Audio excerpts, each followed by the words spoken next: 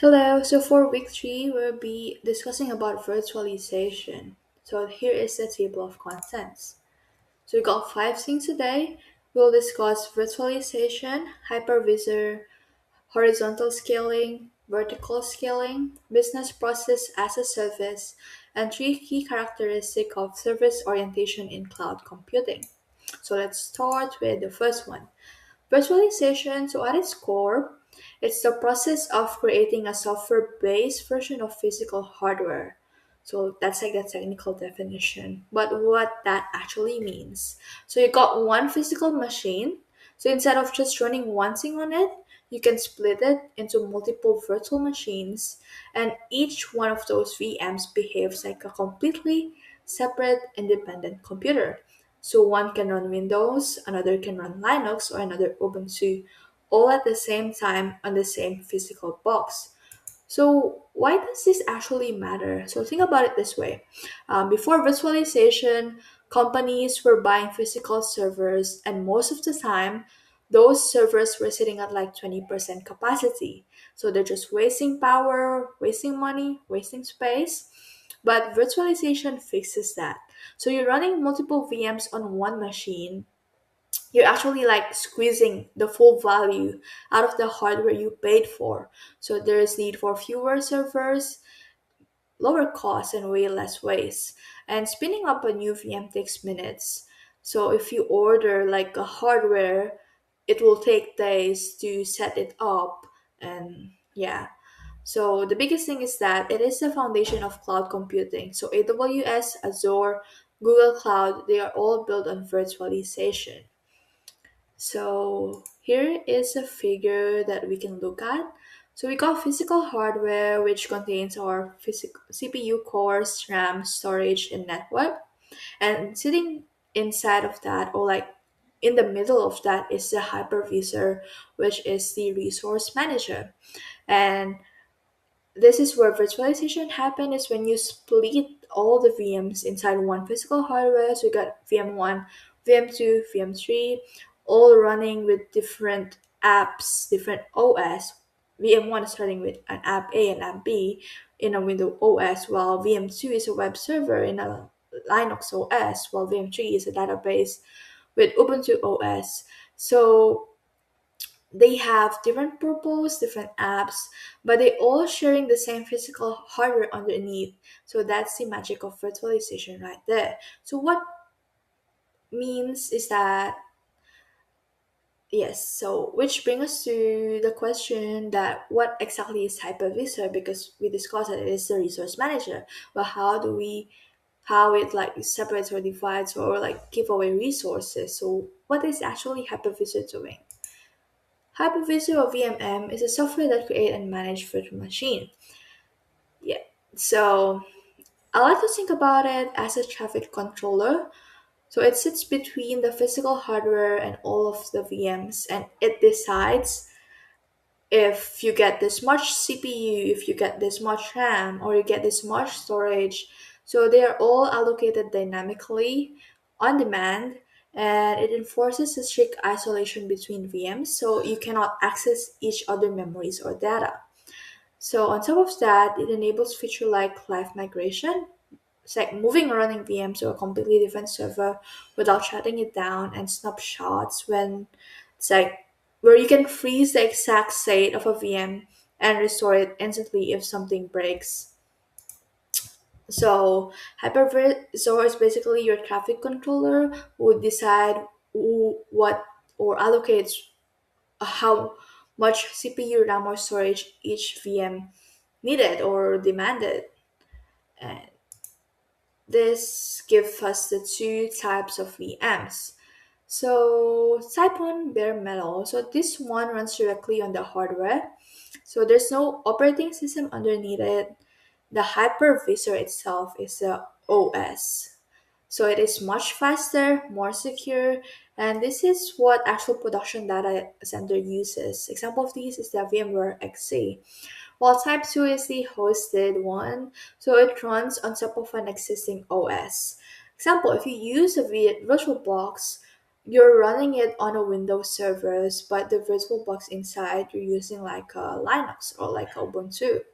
So it is a bit slower because there's an extra layer sitting underneath it, but it's perfect for developers who just need to test things locally.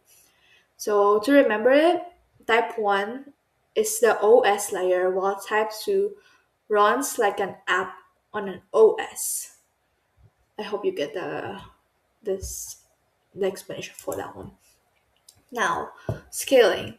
So because at some point your system grows, there are more users, more traffic, and more data, and you need ways to handle that. So there are two ways to do it. We got horizontal and vertical. Horizontal scale out means adding more server, so a load balancer distribute traffic across them.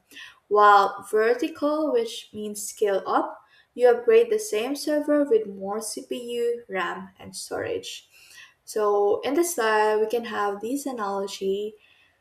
So horizontal scaling is like building more houses in a neighborhood, while vertical scaling is like adding more floors to a building. So they have the same goal, handle more demand, but very different approaches. So on here, on horizontal, there's no hardware ceiling and it has high availability. So if one server fails, the other can pick up the load so you can get really high availability for that one with no downtime. Example is Netflix, Google, and AWS operates at this scale. While vertical scaling is much more simpler, but there's like a disadvantage to it actually.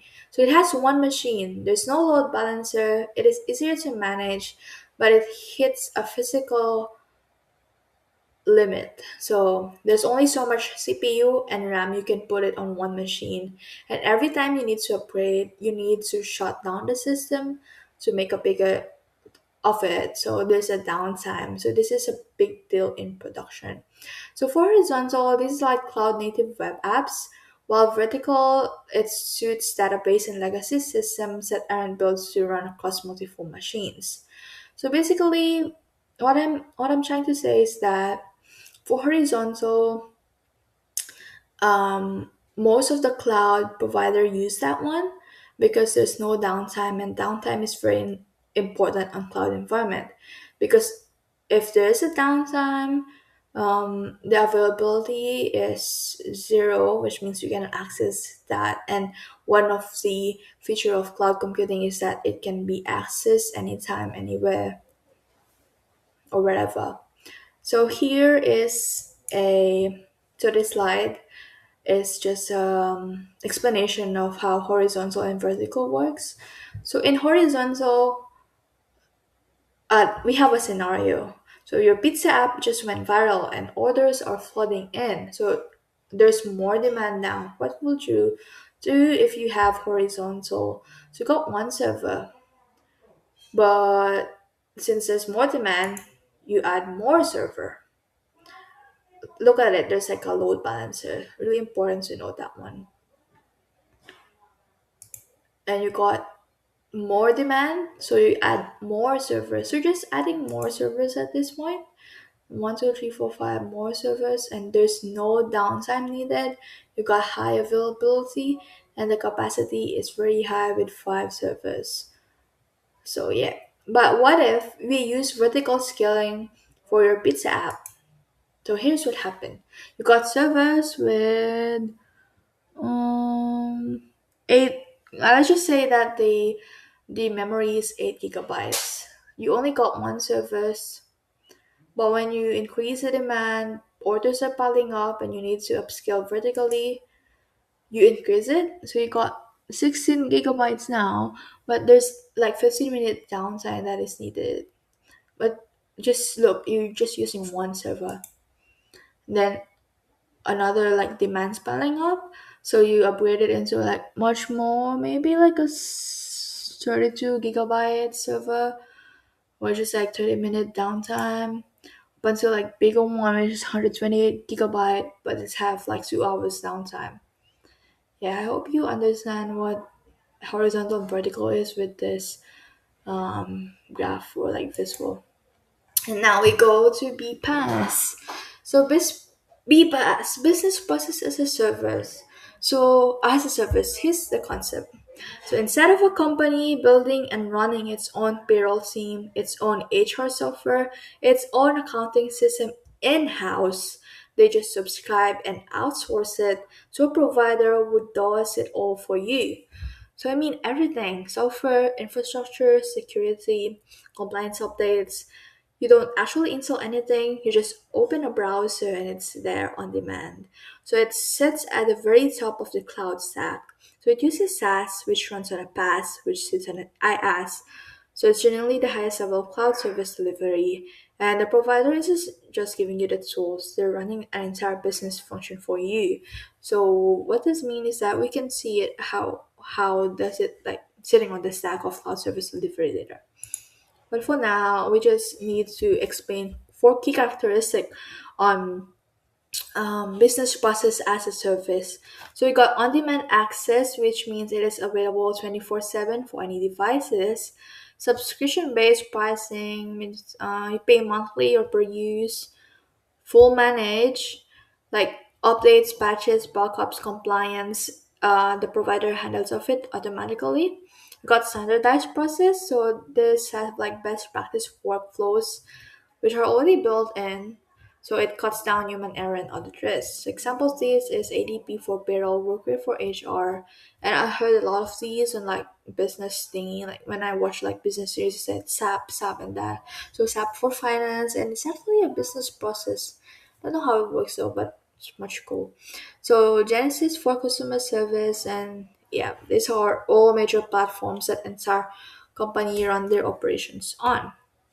And now, as we look onto this is what I'm talking about with the cloud service hierarchy thingy. So you got physical data centers. So that's your hardware, the service, the building, and you level one up. That's a IaaS or infrastructure as a service. That's your virtual infrastructure. You're renting compute and storage, but you still manage what runs on it. Next one is the PaaS. So IaaS acts on PaaS. So you got a development platform. This is for developers where they build apps. So the platform handles all infrastructure and it runs on SaaS. Software as a service, these are like full application delivered over the cloud, like Google, Salesforce, Dropbox. So you just use the software, you manage nothing, and sitting at the very top is the MiPass. So this is where the provider isn't just giving you a software, it's taking ownership of the entire business process, whether it be like payroll, HR, finance. So they process it end to end, meaning that a provider manage everything. So BPaaS is where you hands off the most responsibility for it. And service orientation. So the idea is that designing software as a collection of independent reusable services that each do one specific job and communicate through standard interfaces, usually APIs. So what does that mean is that think of it as a code base. I think it was discussed earlier on our tutorial class, but meaning is that there's a code base, and rather than putting every function or every modules in one code base, you divide it into like modules wherein you can just call it and reuse it whenever at the time you need it. So instead of one massive application that handles everything, you break it down into smaller pieces. So each service does its thing, exposes through the API, and doesn't need to know how any other services work internally. So it just needs to know how to call it. So actual architectural foundation behind microservice, yeah, and SOA behind modern cloud system are actually built. So this is actually an important concept. These are the key characteristics of a service orientation. Loose coupling means that services are fully independent. Changing one doesn't break the other. Abstraction means the internal logic is completely hidden from the outside. You know what a service does, not how it does it. And reusability is that the same service can be used by multiple different applications simultaneously. Build it once, use it everywhere. So basically, it's like the same as cloud computing, but the thing is that Cloud computing is the overall system, while service orientation is the way cloud provide resources as a service. Think of it as a mall. So inside the mall is cloud computing, right? So inside the mall, you have a lot of stalls. Those are service orientation or microservice. So if you need something, maybe from JB Hi-Fi, you don't need to go through all of the stores. You just need to go to the store that you need, like JB Hi-Fi or maybe like Kohl's or something. So the analogy is that a mall is the cloud computing services, while service orientation microservice are the stalls inside it. You just only go to the store where you need something. Yeah. And just this just sums up everything about service orientation. Yeah, so these payment or notification analytics inventory, these are all like modules, um, and it is what do you call this? The APIs.